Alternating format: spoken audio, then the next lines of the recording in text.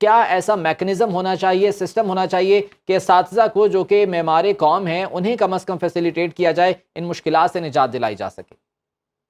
देखिए, असातिज़ा को तो फैसिलिटेट करना बहुत ज़रूरी है। इतना बड़ा ये तालीमी निज़ाम है हमारे पंजाब का, स्कूल एजुकेशन डिपार्टमेंट का, ये असातिज़ा के बगैर नहीं चल सकता, नंबर 1।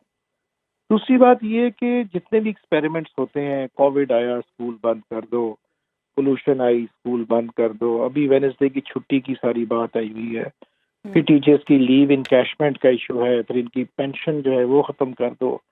उसके ऊपर अभी आ गया है कि जी ये जो सरकारी स्कूल हैं वो प्राइवेट को दे दो, वगैरह वगैरह। वो सारी चीज़ें माउंट अप कर गई हैं और ये टीचर्स बेचारे जो है वो परेशानी का वो शिकार हैं। तो देखिए, ये इनको बड़ा टेक्निकली डील करना पड़ता है। मेरे ज़माने में भी यूनियंस थी, कॉलेज की भी थी और यूनिवर्सिटी वालों की भी थी, स्कूल वाली भी थी, फिर जो क्लरिकल स्टाफ है एक्स्ट्रा वगैरह उनकी भी थी। तो यूनियंस तो हर जगह मौजूद होती हैं। अगर आप इनके साथ बैठ के इनकी बात सुन लें और इनको एक टारगेट दे दें कि भाई हमारा टारगेट ये है कि आप क्वालिटी इम्प्रूव करें, जी। आप बच्चों के रिजल्ट्स को इम्प्रूव करें, ठीक है, फिर मुराद लेते रहें आप। हाँ, तो इनके साथ बैठना ज़रूरी है। इनको पकड़ के जेलों में डालने से मसले मसाइल का हल जो है वो नहीं होगा। जी। अच्छा सर, जैसा कि निगरान वज़ीर इत्तलात आमिर मीर साहब ने कहा है कि स्कूलों की निजकारी नहीं की जा रही, उन्होंने खबरों की तरदीद की है। लेकिन सर हमने देखा है माजी में भी कि बहुत से ऐसे तालीमी इदारों को, यूनिवर्सिटीज़ को सेमी प्राइवेट किया गया है, जिसके बाद उनकी हालत में बेहतरी आई है। तो कहा जाता है कि अगर सरकारी स्कूलों को सेमी प्राइवेट कर दिया जाए तो वहाँ पर चीज़ें मज़ीद बेहतर हो सकती हैं, तालीम का निज़ाम बेहतर हो सकता है। इस हवाले से आपकी क्या राय है? देखिए, यकदम जो है वो 53,000 सरकारी स्कूल तो प्राइवेट नहीं हो सकता, पहली हुँ, बात ये है। हुँ, अभी शहबाज शरीफ साहब के ज़माने में 63,000 स्कूलों में से 10,000 शट डाउन हुआ। उस 10,000 को इन्होंने पीमा के ज़रिए जो है 3-1 हज़ार स्कूल जो है वो प्राइवेट सेक्टर को दिया और साथ ही साथ इन्होंने कहा कि 750 रुपया आप हमसे फ़ी बच्चा ले लें और हमारी इनरोलमेंट बढ़ा दें और बाकी खर्चा पानी आप खुद करें आप। ये हुँ, एक छोटा मॉडल तो चल सकता है, हुँ, लेकिन अगर आप पूरे ही का पूरा निज़ाम को प्राइवेट कर दें तो वो मेरा नहीं ख्याल वो चल सकेगा।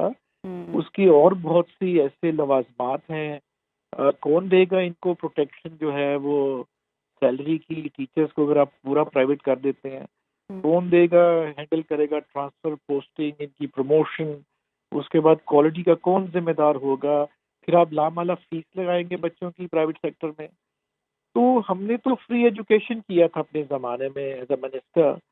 अब फ्री एजुकेशन हमने किया इसलिए कि हमारा ड्रॉप आउट बहुत ज़्यादा था, एनरोलमेंट कम थी, हुँ, हमारी जो थी अपना बच्चियों की एक्सेस बड़ी कम थी, स्टाइपेंड दिया बच्चियों को, फ्री बुक्स हमने की, फिर हमने चार दीवारी वगैरह वगैरह बनाई।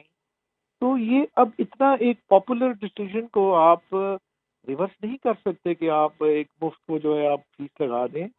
ये इलेक्टेड गवर्नमेंट के फैसले होते हैं। I don't think care taker government ऐसा हुँ। बड़ा फैसला कर सकती है। अव्वल तो इलेक्टेड करेगी नहीं, इमरान कोई भी साहब, जो हमने हुकूमत देखा है आएगी। जो तरक्की याफ्ता मुल्क हैं वहाँ पर एक हेल्थ और एक एजुकेशन, ये दो सेक्टर्स होते हैं जिन्हें डेवलप किया जाता है, जिन पर पैसा लगाया जाता है। लेकिन अनफॉर्चुनेटली पाकिस्तान में ऐसा नहीं है, इन दोनों सेक्टर्स को इग्नोर कर दिया जाता है, इनके बजट में कट लगा दिया जाता है। तो आप समझते हैं कि ये जो हमारे हुक्मरान हैं ये भी इसमें बराबर के मुलविस हैं? बिल्कुल, ये तो डिपेंड करता है उस इलेक्टेड लीडरशिप पे कि कैसा चीफ मिनिस्टर है, कैसा प्राइम मिनिस्टर, उसका विजन क्या है, उसकी प्रायोरिटी क्या है। कुछ प्राइम मिनिस्टर्स की प्रायोरिटी होती है मोटरवेज बनाना, अंडरपास बनाना, ओवरहेड्स बनाना, जंगला बस बनाना वगैरह वगैरह। कुछ की होती है तालीम के ज़रिए वो आगे ले जाना चाहते हैं। ये आपकी अपना-अपना एक विजन है और तमाम पॉलिटिकल पार्टीज़ जो हैं वो अपने-अपने मैनिफेस्टो पे काम करती हैं और एरियाज़ को, सेक्टर्स को, कोई लॉ एंड ऑर्डर पे बात करता है, कोई इरिगेशन पे बात करता है, कोई एग्रीकल्चर पे बात करता है। तो हमारा सूबा जो पंजाब है ख़ास तौर पे एग्रो बेस्ड इकोनॉमी है। एक तो एग्रीकल्चर को फोकस दिया जाए।